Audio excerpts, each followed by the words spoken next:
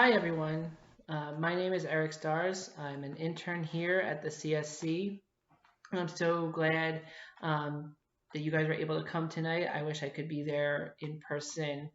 Um, but tonight we're talking about isolation. And for me, obviously, the most recent time would have been last spring when we were all locked down. And as I've been thinking about that past year and reflecting on it, I've come to realize that I don't think I had it maybe as bad as some of you experienced.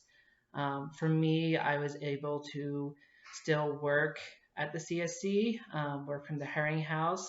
I had my community of interns there, and so I was able to sort of adjust to this new normal. And it was difficult adjusting, but I don't necessarily believe that I was completely isolated.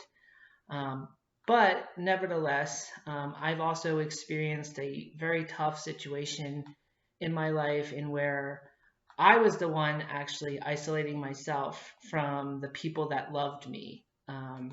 So, as many of you know, my dad passed away my senior year of undergrad. And much as to what you experienced last year, not getting that chance to say goodbye to friends, professors, I also didn't get a chance to say goodbye to my dad because I was studying abroad in Rome at the time. From there, I sort of put off dealing with grief. I'd find every excuse in the book not to deal with it. So I would say, oh, I need to focus on my career. I need to figure out where God is calling me. And then once I temporarily had something lined up, then it was, oh, I was the best man in my best friend's wedding. So I need to do all this planning and thinking. And so one excuse after the other sort of began to take place. And as the years went by, it really did take a toll on me. I became severely depressed. My friends would call and text, and I just sometimes wouldn't answer, or I'd answer very aggressively. They would tell me that they loved me, and my favorite line was, "Well, I don't want your love. I don't want your love. I don't feel loved." Um, and so I started sort of, in some ways, pushing away the people who loved me at that time. Um, and I think as I was pushing them away, I think for me, this was probably one of the most severe times where I felt isolated. Um, and what do I mean by that? I think, I still was able to see my friends every once in a while, but for me, it was a little bit different. Um, Most of them started, growing up, starting new lives, and sort of moving on while I was sort of stuck in the past.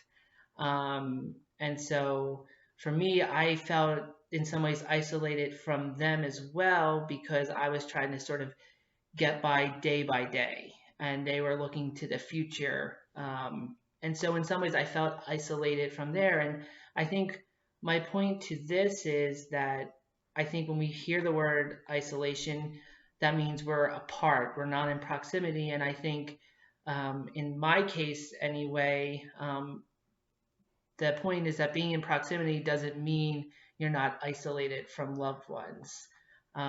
Because I think I was in a different place and they were in a different place, and they just sort of um, weren't realizing or understanding what I was going through. And to be really honest with you, I didn't know what was going on with me. I had no idea. I was like, I became a totally different person.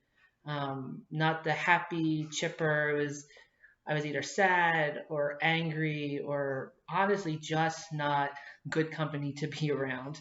I remember at a party I was at, um, with all of my friends, I kept talking about how I just didn't feel loved and didn't really want to be there and all of these things. And as I reflected on that, that's definitely something not normal for me. It took me a lot of time to work through these things. But one thing that I did that I can't encourage enough is that I reached out to a therapist. I realized that where I was not where I wanted to be. I was not who I normally am, and I wanted to get help. And so I started seeing a therapist every week, and they really helped me work through my hurt, my loss, my anger, all of that. And so if you feel like you need someone professionally to talk to, um, I really encourage you to do that, because like they're there for you. They're like a coach in some ways. They want you to cross the finish line. Um, and so if you feel that that is something you need, there's absolutely no shame in doing that. A couple things that I, in some ways, wish I had done. I did some of these during the pandemic. But number one is bring God into this.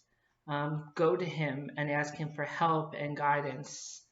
Um, for me, with the situation I just reflected on, I did not do that. And I think it would have made my situation a little bit easier. I know when the pandemic hit last year, I started praying more consistently, and not even about me, but the healthcare workers, the grocery store workers, all of these things. And it just really started me on a path of having a more consistent prayer life.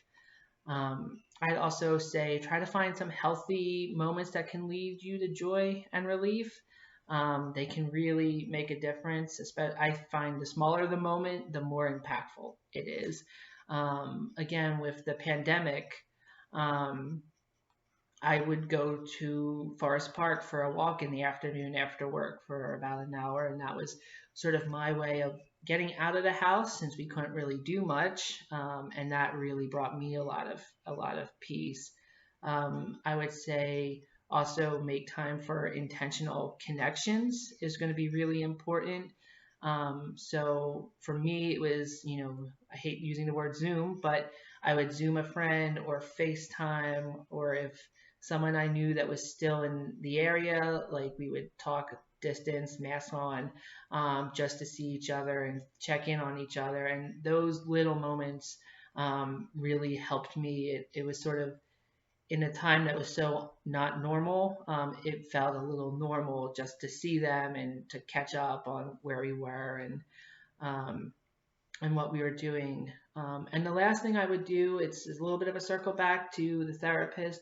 Um, and I would also say if there's a campus minister or an intern to help walk with you through this, that's one of the reasons we're here. We're here to help you and to guide you and be with you during this time of uncertainty. And so please, like, if we may not be professional healthcare workers, but we really care about you and we want to help you the best that we can. And if we can help you find the resources that could help you. And so I would also recommend that as well.